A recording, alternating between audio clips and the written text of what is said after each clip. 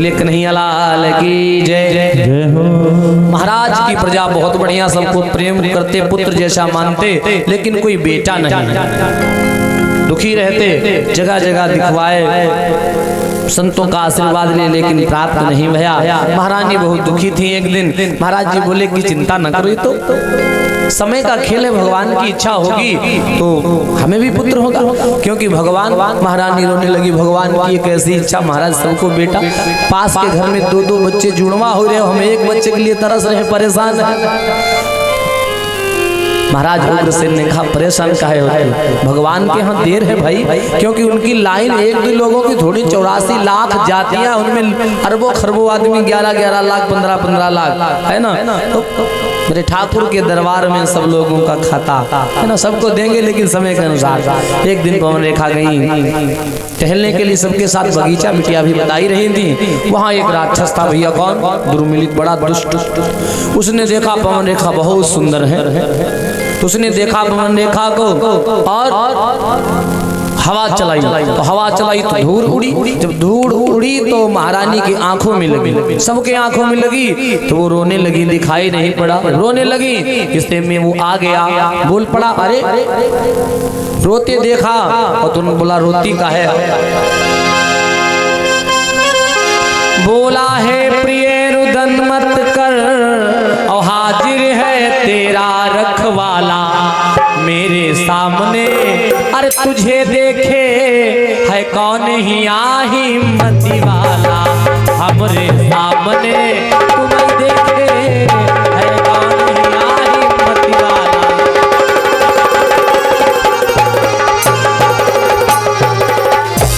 वाह भाई, जोरदार ताली बजाए दो भैया के लिए।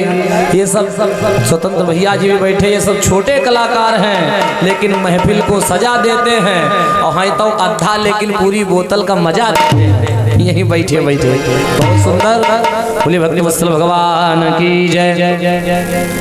आज उसने देखा महारानी बहुत सुंदर है, रोने लगी, आ गया भेष बदल कर उग्रसेन के, तुम चिंता काहे करते, हम तुम्हारे साथ।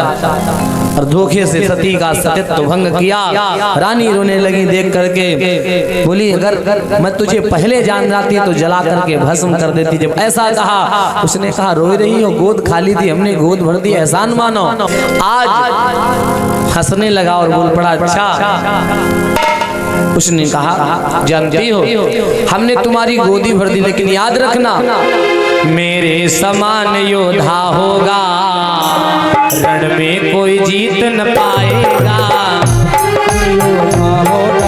प्यारे रण में कोई जीत न पाएगा, रण में कोई जीत न पाएगा, मेरे समान योद्धा होगा।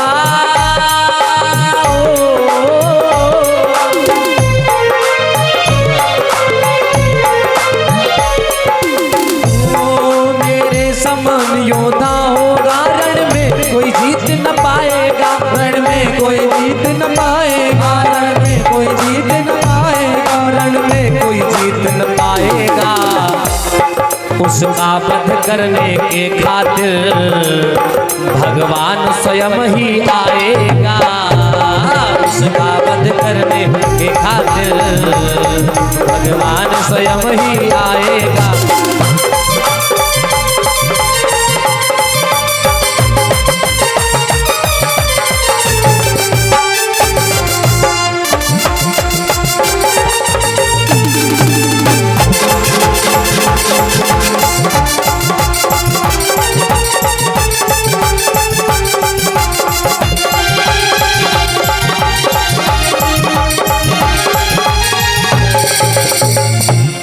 उसने कहा हमारे समान योद्धा होगा, इसे कोई मार नहीं पाएगा, लेकिन ध्यान रखना संत विप्र ब्राह्मणों को जरूर सताएगा।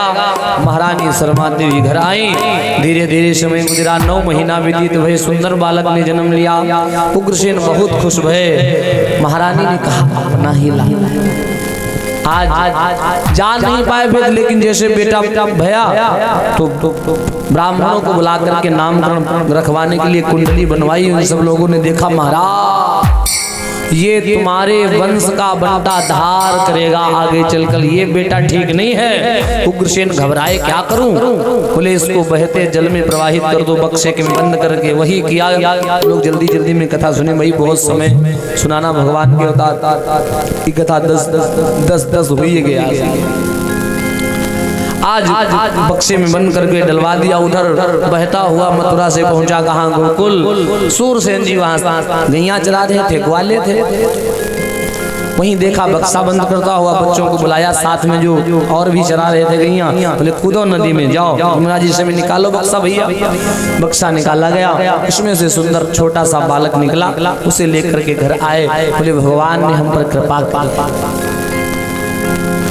आज धीरे धीरे वह बालक बड़ा होता तो धीरे धीरे प्रचार भी हो गया। नदी से बहता आया, उन्होंने डलवाया था, ये सब बात पता चली।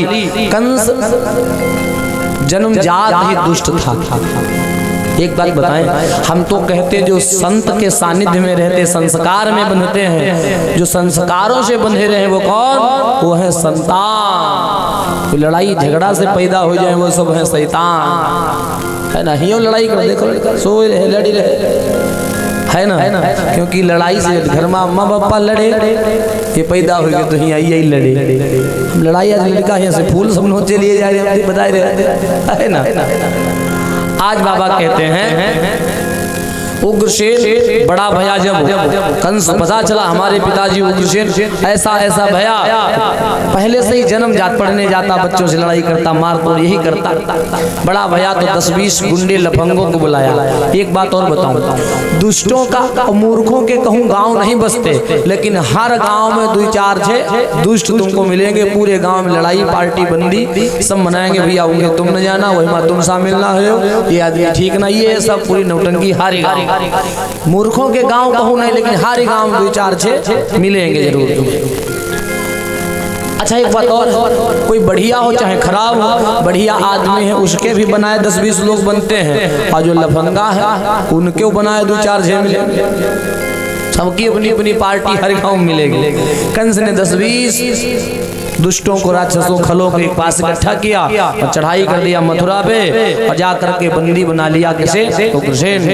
बोले हम इस बैठेंगे, ऐसा ऐसा तुमने किया बक्से में, पूरी बात को कथा सुना दी। उग्रसेन ने कहा कोई बात नहीं, बड़े हुए तो तब आए हो, लेकिन घर तो पहुंच गए हो, हमारे बाद अब तुम ही राजा बनोगे, चिंता न करो।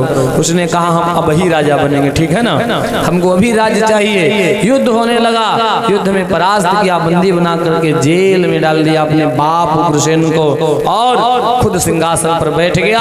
तो एक हुक्म लागू कर दिया उसने, ए समाज के लोगों, हम राजा हैं, भगवान हैं, जो हम कहेंगे वो करो, और अन्यथा सजा हमारी जानते हो क्या होगी? उसने कहा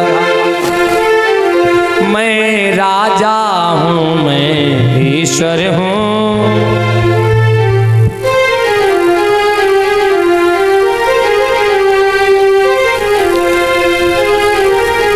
मैं राजा हूँ, मैं ईश्वर हूँ, जो कहूँगा वो करना होगा।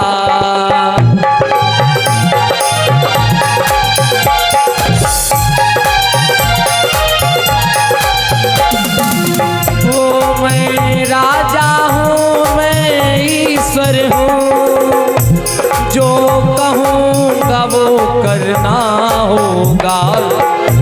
ना मानेगा जो बात मेरी, उसे जेलों में रहना होगा।